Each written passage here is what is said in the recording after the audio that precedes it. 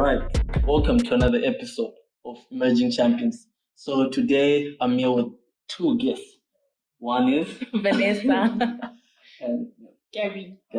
All right, so today we're going to be talking about exam season, preparing for exams, mental health, and yeah. So we invited Gabby today so that she can help us, give a more richer discussion and contribute to this topic on mental health and exams. But when it comes to the topic on mental health, we're not coming off as professionals or people who are like the figureheads of that specific discussion, but then we're giving a perspective based on our own experiences as young people. So that's why this is Emerging Champions, because we're always trying to give things based on our own perspectives. But before we start, what does it mean for you guys? Because right now, people are trying to get that degree, to take them to the next level in their lives, personally, as a family, or whatever it is. So, what does it mean to be in university for you guys to get that degree? What does it mean? I think for me, it's a dynamic experience, an opportunity that a lot of people do not have. So being in this space, being able to work for this thing and actually being able to acquire it, it's a great opportunity that I'm appreciative of. So I think for me it's an opportunity to make something of yourself. A lot of people have these dreams about what they want to be, what they want to do with their life. So being at university is the opportunity to actually make something of yourself, make your parents proud, reach your dreams and all of that. But like you said, it's a dynamic experience.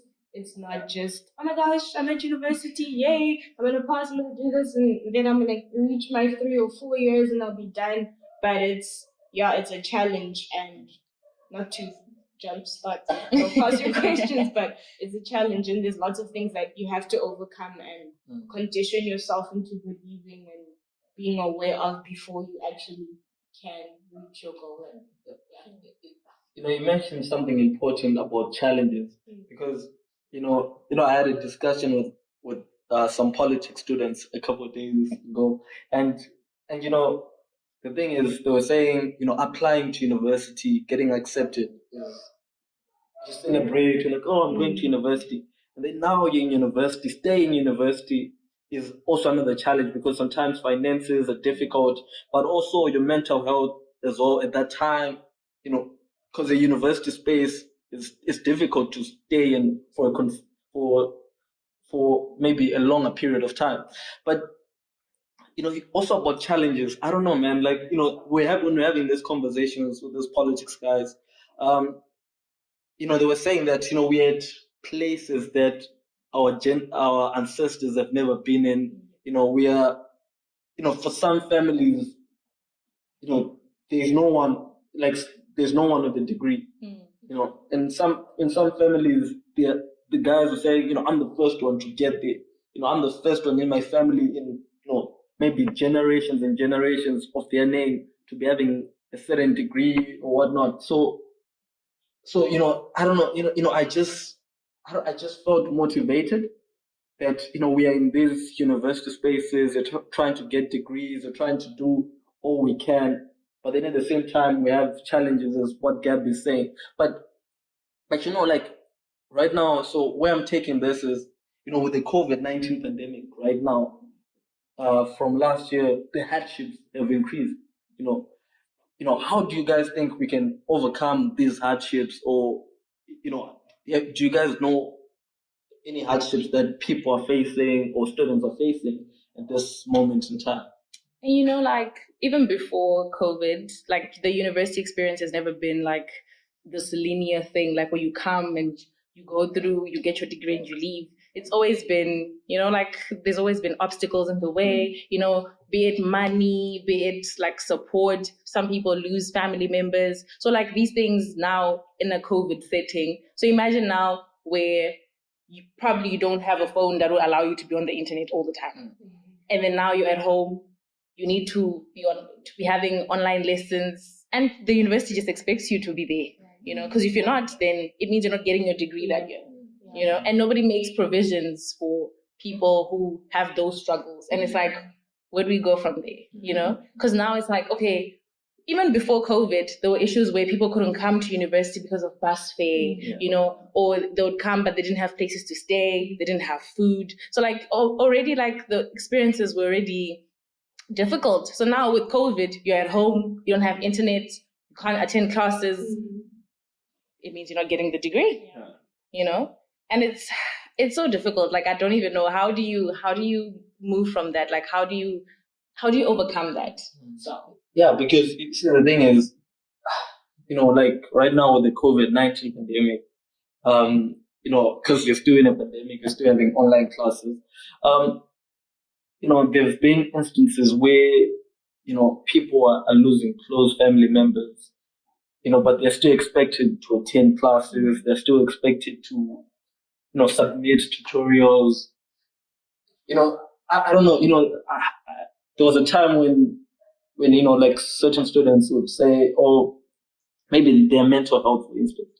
But then, as a tutor, you it's now, it becomes a problem, or the system makes it your problem that, they don't give the student enough time to say, okay, so how long are you going to be not submitting work for? So they'll just say, okay, we'll give you 7 days.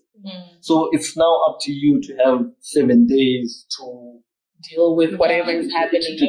And sometimes they make you feel like you are the problem, like it's your fault that something is happening to you, that, you just want to be a bad student. You're not submitting because, you just not, and it's like, how am I supposed to deal, let's say, with grief? At the same time, I'm here now dealing with, let's say, finances or whatever is happening at home. Then now I'm supposed to submit something and deal with my department that's supposed to be supporting. Yeah, and unfortunately, healing isn't a linear curve. You can be fine on the one day and then not fine on the next day, and they obviously don't understand that, hey, I'm not always going to be okay. My mental health is suffering. Can you guys understand? So, yeah, it's really a huge challenge that a lot of people have had to face, myself included. And, yeah. No, okay, it's not like the conversation has gone a certain direction. So, yeah, I'll keep on taking it there, because it sounds like it's going towards mental health issues. But I think, so how, because the thing is, so how do we deal with mental health? Does it start at home? So is the family supposed to deal with the mental health issues first? Is the academic institution supposed to deal with the mental health issues when you come to university? So where does it start? Yeah, I think that's like a difficult question, because families are also different. People are different. People who come to varsity are different. So some people, the issues start at home. Like whatever you're dealing with now in university, whatever is preventing you from working or from giving it your best or for being present even, is starting from home. So now it's like, how do you get the people who are hurting you or who are causing this to be the ones to fix it? You know what I mean? And sometimes it's at school, and it's like there's facilities at school, but then also if the hurt, the trauma, whatever it is coming from school, how do you now begin to look for people at school to help you? It's just difficult, I think it's important maybe to identify where the hurt is coming from, where the trauma is coming from, but also it's always hard to work towards healing. Like she said, like it's not a linear thing. You can never say, okay, because it's at home, I'm going to do it at school, Sometimes that might not work. Then what?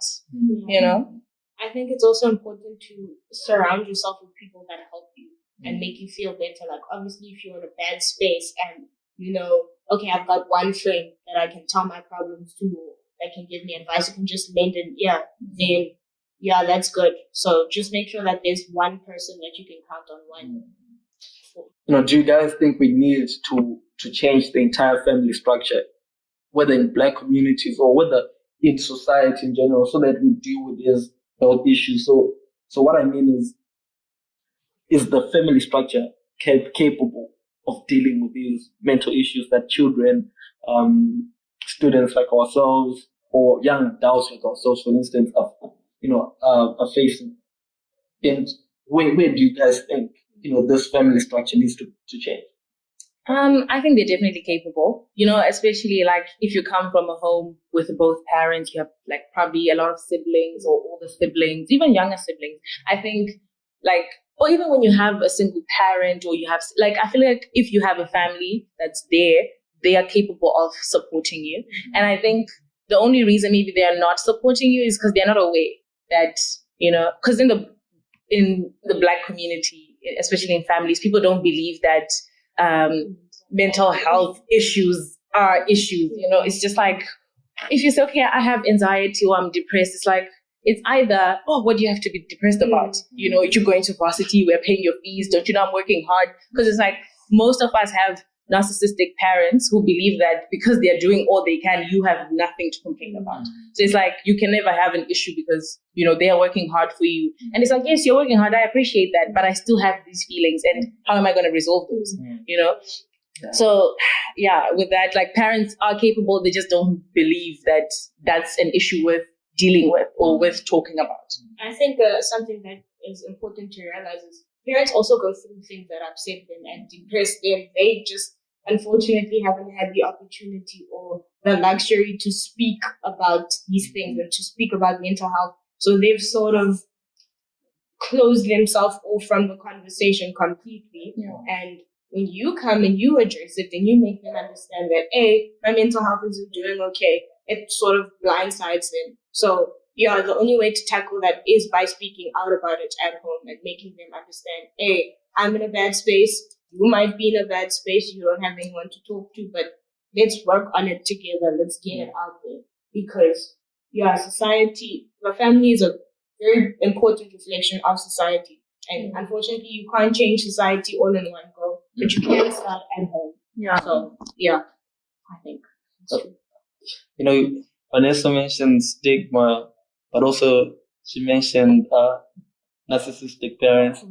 Definitely, I don't think parents are definitely going to be happy about that. But I think Gabby also mentioned a very important aspect, because we've had this conversation before about parents. I'm not a parent. I've never been a parent, but man, it's crazy the amount of things that they go through just to make sure we're here, man.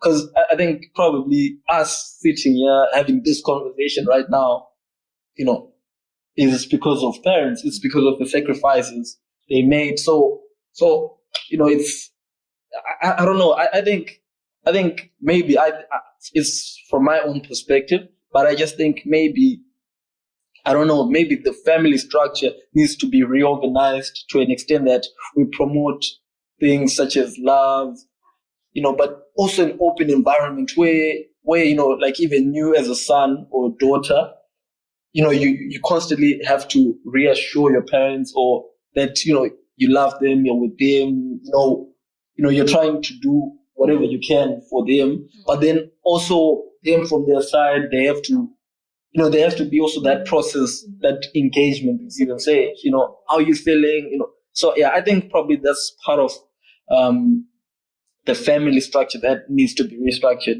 that conversation. But okay, I will come back to this, so when it comes to universities or schools, is there enough being done? Do we have places that we can go for support? Who will be watching? Do you guys know places, or is there enough being done on campuses? And before we get into that, do you think like the fact that guys don't have such conversations also, because your generation is going to be the fathers of the next generation, right? Do you think now that builds what we're trying to build, like what the society we're trying to build for the future, where children can talk to their parents, their parents can support their kids, and the kids also have the opportunity to support their parents? Do you think like with that we are building that kind of society? Because when we have a whole generation of people of a certain gender that don't know certain things, do we think we can now move into a new era where we were trying to have certain things, but then they're not aware of them? Okay, so you see, the thing is, one thing I've loved about doing politics, but okay, before I go to that, this is emerging champions. So we're trying to educate. So the whole point is we're trying to educate young men, women, so that they can be better. Yeah. So this conversation, I'm hoping that people can actually realize that, we can be better and talk about our mental health.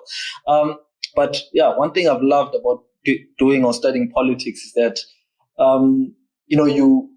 it's like sociology. You get to learn about society, and if, for us to start having these conversations, or for the next generation, for us to have a better generation, and recreate a better generation, is that we need to start talking about this. Because so where politics and things like sociology come in now is that, you get to learn about history. That's why this is all from my own perspective, but that's why I say that we need to promote discussion in the family home. We need to have this discussion. So when a father or a mother is comfortable in having, a discussion about mental health, a discussion about probably, I don't know, another aspect of your life.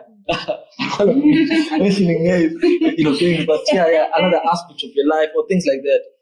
So when you as a man or as a young woman, maybe have a child or have a family, you know how to go about these things, because you're able to say, oh, you know what, my grandmother or grandfather or my mother and father, we used to have this conversation. This is how we do it. But was it good enough? How can we alter what we used to have in our family to face our own family, to match our own family? Then the husband or, the young man will come and say, this is what we used to do in our family. We had this open communication. So how do we, you bring what you have, I bring what I had. And then we mesh that together to suit the needs of our family. So I think definitely it needs to start with us, whether it's us engaging the parents or the parents engaging us, but we need to take the initiative if no one else is taking the initiative. I don't know if Gabby. Yeah. No, definitely. That definitely makes sense. I mean, in a home, if you are comfortable about discussing certain things with your family, with your parents, you're able to make them understand that I'm not in a good space, and they understand, and then that filters down to the next generation, like you said. And that's what I love about our generation. Yeah, everybody's woke, sort of, but everybody's open to speaking about things, and it doesn't matter. They're not frightened or steered off by the age gap. They were able to have conversations with someone that's 60 years old, 40 years old, and just be open about that. So yeah, I think definitely we are not just women or not just men. We're definitely shaping the future for our children and trying to make it a generation that's more open to having discussions, like discussions about mental health. So, yeah. So back to the so back to what he was saying about places you can go to talk about your mental health at Rhodes University. For the young men, the young women at Rhodes University, we have a functioning counselling center, and you can just email them. You email them a time that you are able to have your sessions, and then they can book you in for that day or for that time. Then you can have, I don't know how many sessions you can have. Yeah, I'm not sure. But yeah, I'm sure as many as you can, or as many as they can give you. And then usually the sessions, I think, are about 45 minutes to an hour long. Yeah, and like you can just go there and unravel, And I think also it's not just you going to have someone there to. People always think that going to counseling is when someone tells you what to do. Like, oh, you tell them, okay, this is what's happening in my life. And they're like, oh, okay, this is what you need to do. No, I think they just help you open up the parts of your mind that you have closed off because of a certain situation. Like they help you see things that you wouldn't have seen if you were just on your own, because you're so like covered by whatever you're dealing with. Like you don't see solutions. So they just help you reach that goal, And also, like, I feel like the counseling is always happening, whether you're talking to that person or you're alone, because once you start those conversations in yourself now, you just always be aware, like, of what's happening, that you become more self-aware. Even the conversations you have with other people, you now know how to deal with certain things, So I think it's something that you should definitely look into. It's worthwhile, especially during exams. I think they're open. Yeah. They also do emergency sessions. So if there's something that's pressing at that moment and you make them understand, hey, I need help now, they do offer that and they do cater to that. So yeah, don't feel like you're going to be put on a waiting list or anything. If it's really a pressing issue, let them know and they will help you. About stigma, the stigma, attached to counseling and therapy, is it a real thing? But if it's a real thing, how do we move away from that stigma? Oh, it's definitely a real thing. Because if you say, oh, it's even hard to say it in a conversation with someone unless you know that they've gone for counseling. Yeah. You can't just have a conversation with someone and say, oh yeah, because when I had my session, it's like, people now look at you like, oh, what's wrong with you? So people believe that people who go for counseling or for therapy, there's something wrong with you. But there's something wrong with all of us, to be honest. And I feel like maybe it's also a reflection of how they view themselves or how they're living their lives. Because sometimes you really need the help, but because you're afraid of what people are going to say, then you now want to judge people who are actually getting help. So I don't know. But it's, the stigma is there. Yeah. It's definitely there. And the crazy thing is, if you're not physically well, you'll go to a doctor. So why can it not be the same if you know you're not mentally at the best place you could? Yeah.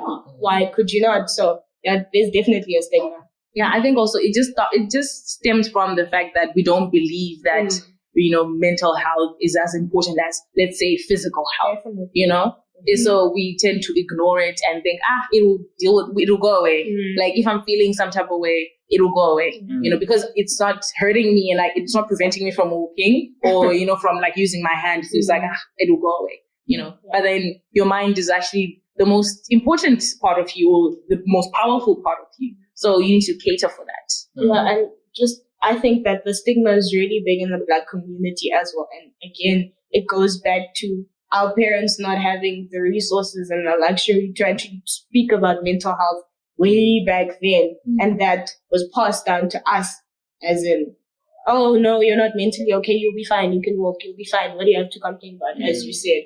So, yeah, the same thing stands with us. We look at people and go, wait, you want to go for counseling? But why? You're physically okay. What's wrong? And that's not the case. Yeah. Okay, so Gabby, in the earlier on you mentioned about support systems. So, what are these support systems that everyone keeps on talking about?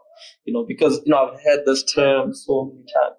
But what are these support systems, and when do you know that this is the right support system, and when is the right time to start having these conversations with your support system?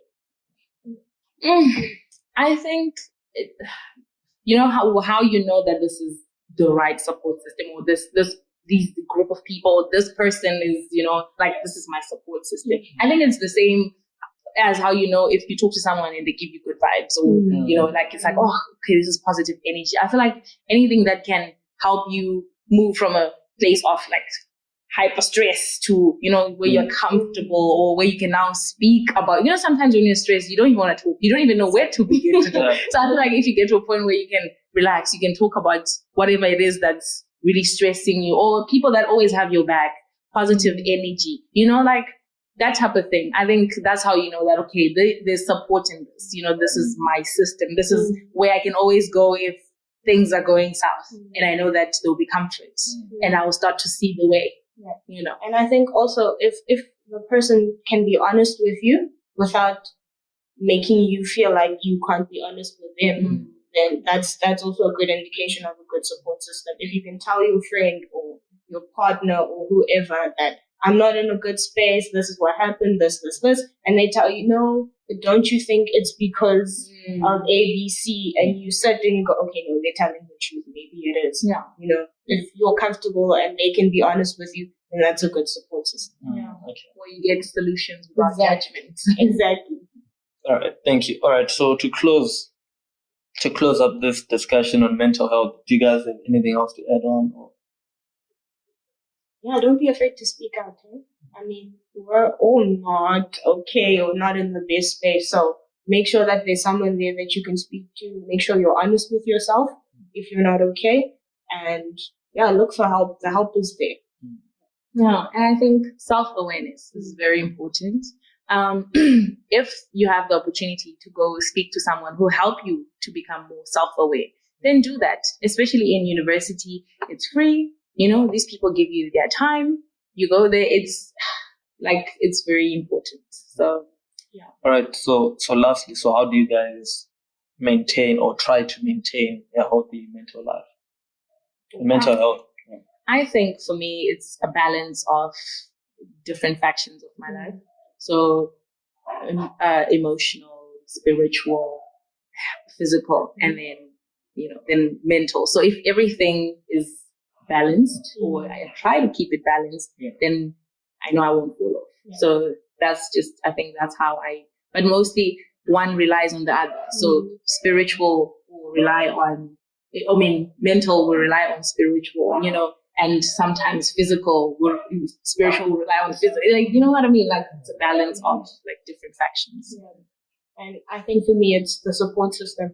If I know that there's someone I can go to and let them know I'm not okay, and they can help me and I can help them, it's a reciprocation, then that's what keeps me in check.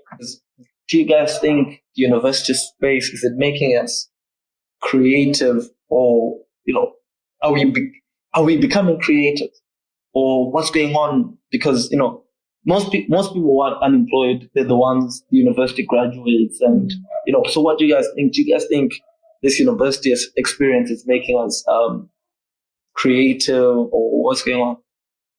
I think obviously different situations trigger different responses in people.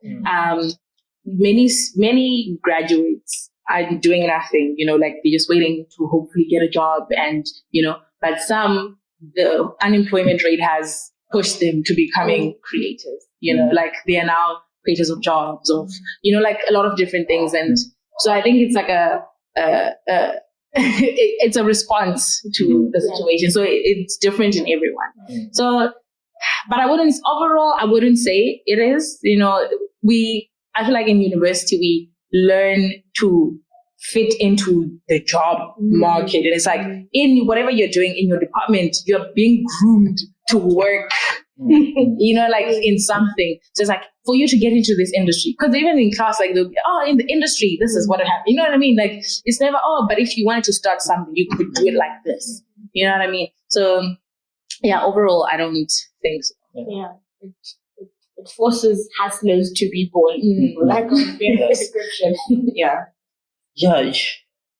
For me, I don't know. You see, the university experience, I don't know. I think it has made me become an academic more than creative.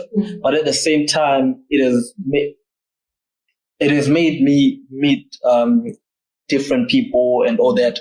But also, you see, another thing is that I can't say the university experience because others will say, man, the university experience, I've met certain people, and then I've gotten maybe a job as a coach, or I've gotten a job as an IT support person part-time at a school or something while I'm doing. But you see that doesn't come to anyone or to everyone. It's like there's an element of privilege around it. So I think for me that has been my problem with the university space, because I had a conversation with one of my friends in the library, and then and then they were saying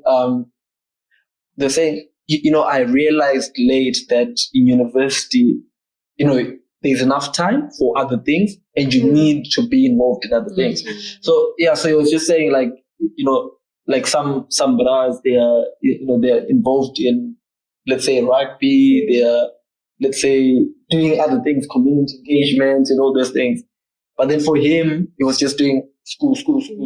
So he didn't he didn't think it was important. So I don't know, that has been my experience, that you can be creative because other people are studying TikTok things, other people are studying YouTube channels, but also, I think like what we're talking about right now, it seems like there's only some element of creativity that is derived from university. Maybe at this moment in time, it's all social media and whatnot. So because I haven't heard someone who just walked out of university, maybe at this current moment in time, and then started a good business selling other things. Because I think in university, it's like some people get here and it's like, oh, I'm just going to do school. And some people understand the importance of having this holistic, thing where they do sport, community engagement, they're involved in arts, and then their academics, and they still balance all that, but also it's hard, I guess, to just walk out of university, start a business and it be successful, you know what I mean? Because I feel like also with any business, it needs time, energy, effort, all that. So but also, I guess, but some people do start businesses in university and those boom because obviously you have your customer base, thousands of students in one place. And then when you go, it's like you're not gaining thousands more outside. So, The opportunity comes to those who look for it. And you're right. And also another thing is, I think university space is definitely, I think to change a bit, I think it has definitely maybe to extent promoted creativity, because I remember when we had a conversation with Miss Chilundo. It's one of our episodes. You can check it out. She has a skincare line, and she's a science student who's doing biochemistry. Yes, she's doing biochemistry, and so that's creativity because you're using what you've learned and you're learning it at a higher level consistently. So you're using that to start your own business. So it might be a small business, but then when you become more established in your field, you can easily expand on that business. So that's definitely creativity. I know your sunglasses channels. What's it called? Zaza Nation. So you see, that's creativity. I think that's students saying, we can do something. Even people who are into events management, hosting parties, that's a business. So that's creativity, and that's the agency of young people saying, I have 7,000 people at Rhodes, and I have 1,000, 2,000 people in my year group. But they also like partying, so let me promote that. So I think definitely there's an element of creativity. I think with that, some people everyone sort of has, maybe not everyone, but most people have things that they're good at or they have interests in. Exactly. And it just takes a few people, only a few people eventually pursue the things. Like you're saying with events management. So I'm sure a lot of people can plan big things, but they just don't because it's like, will it happen? It's like that self-doubt or whatever situation will be happening, but they never pursue the thing, right? And then the few people that do, it becomes a success, whereas a lot of other people could, people who can sing or can dance, and then they have there's live music things that happen at university and people go and they sing and it's people watch you, stuff like that. I'm sure a lot of people could be doing that, but something just happens and people don't. Yeah, I think it definitely, as you said, it definitely helps if you know what your interests are and you can find some sort of way to capitalize off of them. All right. So what do you guys think should be the main goal from a university experience? What is the main goal? What should a full university experience feel like? I think when you leave university, being a better person than you came. So not just you having acquired a degree and knowledge in your field, but you having experienced leadership, you having experienced serving your community, you having done artsy things or experienced some form of, just having done all these things. It must be a holistic experience. You must be a better person than you came. So all aspects of the university life, you must have experienced it. For you to fully say, I went to university. So things because I feel also with the thing of mental health, a lot of people who don't go to university, don't even be thinking about, they don't even know. Sometimes if you say mental health, someone will be like, what's that? You know? So when you come to spaces like university, where everybody is talking about such things, you learn these things. So obviously, even if you were not paying attention, even if you didn't know where the counseling center was, when you leave university, you will know what mental health is. You will know the type of issues that people deal with. You know, you will know university struggles. You will know people who are successful in university. Like, you will know important people. Like, here in university, we know distinguished professors. We walk past them in the departments. You know what I mean? Like, things like that. People who become, politicians. People who become great lawyers, you know, doctors of the world, the pharmacists, research people. Like, you will know all these things. So I feel like if you leave the university environment, having experienced all these different things, then I think, I couldn't agree more. I really couldn't. Yeah, it's about a holistic experience, and to have ample opportunity to engage with different people, because different people are going to teach you different things as well. And I mean, life, the workspace, life moving forward is different people. So learning how to engage with that is also very important, I'd say. Okay, so to move on. So, you know, worst exam experience or worst exam period? Last year, for context, 48-hour exam, online exam. It was not great. Anyway, So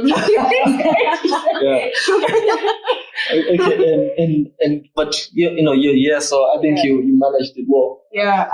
Just manage your time is all I can say, and make sure you prepped before. I'm trying to think, but it wasn't last year. Okay, last year was terrible, but it wasn't the online exam. I had a sit-down exam that was from hell. But I think worst exam, probably like a sit-down, maybe back in 2019 or something. It was really bad. It was like a final exam. I won't say the subject, which it was so bad. Like, I think half the hall was sick, so the whole time I was just coughing and sneezing. And it's like, you're already anxious. Now it's just, it was bad. It was bad. I think for me, it was that law of life partnerships. Yes. I remember, but this was in third year, so it was like physical exams. I remember, because this was my favorite course, because, everything is in the course outline, so it's supposed to be easy. But then there were things that I had missed, that I realized I had missed in the exam. I remember the lecturer in the exam walking around, and I'm like, I was there sitting, then I would look at the questions, then I would look at it, then I'm like, then I would look again, then I'm like, So I think that was probably one of the hardest exams, but it wasn't hard, man. It's just probably that I missed it in, so it was mind blowing to me. Any words of encouragement or tips for students in your departments? Definitely. To the first years, your marks don't make you. You might push yourself and try your utmost best to get a certain mark at the end of the year, and then your marks come back and they're not that, and then you break down and you're just upset with yourself. It's okay. It happens. Just keep it moving. It's going to be okay. Okay, which department is this? Science. Mine used to be science, but it's now education. I think I have advice for science kids as well. So in first years, like, there's a lot of people, and it's like, there's a lot of things happening, like you can compare yourself with your friends, and, like she said, like, it's not the end of the world. But I think also what's important is you must know yourself. So you come to university as an individual, you have, I don't want to call them goals, but like, you have things that you want to achieve. Stick to that. If you came and you're like, you know what, I am going to be passing and just passing, and I'm surviving, and I'm applying myself in sports, leadership, all that, do that. Now, don't be there under pressure because someone is getting a 90% and 100%. And it's like, that wasn't your plan. Do what you got to do. Because when you start living in other people's plans, that's when you now crash and you can't handle life in university. So stick to whatever you had planned. And, like you'll see at the end, you'll be happy with yourself because that's what you have prepared yourself for. And that's what you're capable of. And you do that. But also, if you have these great lost words. But like, if you think, or if you come and you're like, you know what, me, I'm going to be the top of my class, work hard for that. Do that. If that's your plan and you do that, you'll be happy with yourself at the end of the day. So but what I'm trying to say is, whatever your plan is, stick to that. You know, everyone is running their own race. It might seem like you're in the same lane, but you will see at the end you're not. You know, do what you came to do and be the best at that. Yeah. All right. Thank you guys for joining us. And I think this one is already, she's like, hey. We have come to the end of the video. Thank you for watching. Don't forget to like, comment, and subscribe down below. See you in the next one. All right. Cheers. Yeah. Yeah, it's BPM, the greatest on the beat.